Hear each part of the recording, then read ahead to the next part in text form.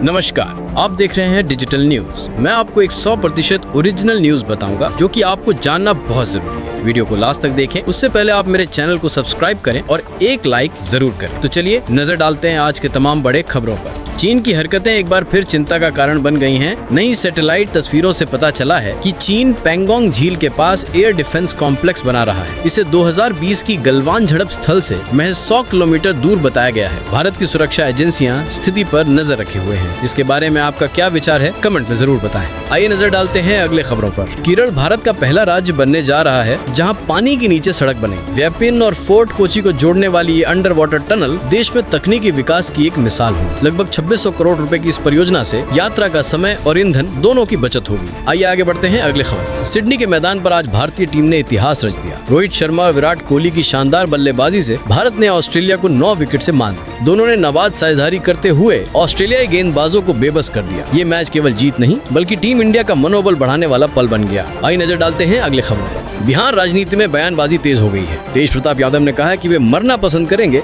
लेकिन आरजेडी में वापस नहीं जाएंगे। उन्होंने भाई तेजस्वी और पिता लालू प्रसाद से दूरी बनाते हुए अपनी नई पार्टी के लिए चुनावी मैदान संभाल लिया है। इसको लेकर आपका क्या राय है, कमेंट में बताएं। आइए आगे बढ़ते हैं अगले खबर में। वाणिज्य मंत्री पीयूष गोयल ने पश्चिमी देशों को कड़ा संदेश दिया है। उन्होंने कहा कि भारत अपने राष्ट्रीय हितों को लेकर किसी प्रकार का समझौता नहीं करेगा। उन्होंने बताया कि भारत के लिए आत्मनिर्भरता अब एक विकल्प नहीं बल्कि आवश्यकता बन गई है। आइए नजर डालते हैं अगले खबरों पे। जम्मू कश्मीर में राजनीतिक घटनाक्रम तेजी से बदल रहा है। राज्यसभा चुनाव में नेशनल कॉन्फ्रेंस ने शानदार जीत दर्ज की है। वहीं बीजेपी को एक सीट पर संतोष करना पड़ा है। ये जीत घाटी की राजनीति के लिए अहम मानी जा रही है। इसको लेके आपका क्या राय है, कमेंट में बताएं। आइए नजर डालते हैं अगले खबरों पर। भारत और नाइजीरिया के बीच बड़ा शैक्षणिक समझौता हुआ है। जल्द ही अफ्रीका के पहले IIT कैंपस की स्थापना नाइजीरिया में होगी। ये शिक्षा के क्षेत्र में भारत की सॉफ्ट पावर का प्रतीक है। आइए आगे बढ़ते हैं अगले खबर पे। दिल्ली के मेरौली इलाके में पुलिस और कुख्यात अपराधी कोकू पहाड़िया के बीच मुठभेड़ हुई है। कोकू पर कई हत्याओं और लूट के मामले दर्ज हैं। गोलीबारी में वो घायल हो गया और एक पुलिसकर्मी भी जख्मी हुआ। पुलिस ने मौके से भारी मात्रा में हथियार बरामद किए हैं। आइए नजर डालते हैं अगले खबरों पे। रक्षा मंत्री राजनाथ सिंह ने नई दिल्ली में डिफेंस प्रोक्यूरमेंट मैनुअल 2025 जारी किया है। इस नीति से भारत की आत्मनिर्भर रक्षा प्रणाली को नई दिशा मिलने की उम्मीद है। इसमें देशी उद्योगों को प्राथमिकता देने का प्रावधान रखा गया है। आइए आगे बढ़ते हैं अगले खबर पे। भारतीय वायुसेना ने स्पेन में चल रहे बहुराष्ट्रीय युद्ध अभ्यास ओशन स्काई 2025 में हिस्सा लिया है। ये अभ्यास भारत की बढ़ती वैश्विक सैन्य साझेदारी और तकनीकी कौशल का प्रदर्शन करता है। आइए नजर डालते हैं अगले खबर पर। कोचिंग शिपयार्ड ने भारतीय नौसेना को ASW/SWC माहे युद्धपोत सौंपा है। ये जहाज देश में निर्मित है और अत्याधुनिक पनडुब्बे विरोधी तकनीक से लैस है। आइए नजर डालते हैं अगले खबर पे। तमिलनाडु के वैज्ञानिक डॉक्टर अशोक कुमार को लगातार तीसरे साल विश्व के शीर्ष 2% वैज्ञानिकों में शामिल किया गया है। वे नीलगिरी स्थित शोध संस्थान से जुड़े हैं और उनकी रिसर्च पर्यावरण संरक्षण पर केंद्रित है। आइए नजर डालते हैं अगले खबरों पर। पश्चिमी घाट में भारतीय वनस्पति वैज्ञानिकों ने 4 नई पौधों की प्रजातियों की खोज की है। ये खोज भारत की जैव विविधता के संरक्षण की दिशा में एक अहम उपलब्धि मानी जा रही है। आइए देखते हैं अगली खबर। बैंकिंग जगत की बड़ी खबर। ब्लैकस्टोन ने फेडरल बैंक में 6000 करोड़ रुपए का निवेश किया है। इस निवेश से बैंक की पूंजी और डिजिटल सेवाओं को मजबूती मिलने की उम्मीद है। आइए बढ़ते हैं अगले खबर पर। DPIIT ने कोटक महिंद्रा बैंक के साथ स्टार्टअप इकोसिस्टम को बढ़ावा देने के लिए साझेदारी की है। इसका उद्देश्य देश के उभरते उद्यमियों को वित्तीय सहयोग और मार्गदर्शन देना है। आइए बढ़ते हैं अगले खबर पे। अदानी गोड्डा पावर प्लांट को राष्ट्रीय ग्रिड से जोड़ने की मंजूरी दे दी गई है। इससे झारखंड और पूर्वी भारत में बिजली आपूर्ति में सुधार होने की उम्मीद है। आइए बढ़ते हैं अगले खबर पे। प्रधानमंत्री के PM श्री स्कूल योजना को और राज्यों ने अपनाया है। अब इस योजना के तहत हर राज्य में बेहतर अवसंरचना और तकनीकी शिक्षण पर जोर दिया जाएगा। इसको लेके आपका क्या राय है, कमेंट में बताएं। आइए बढ़ते हैं अगले खबर।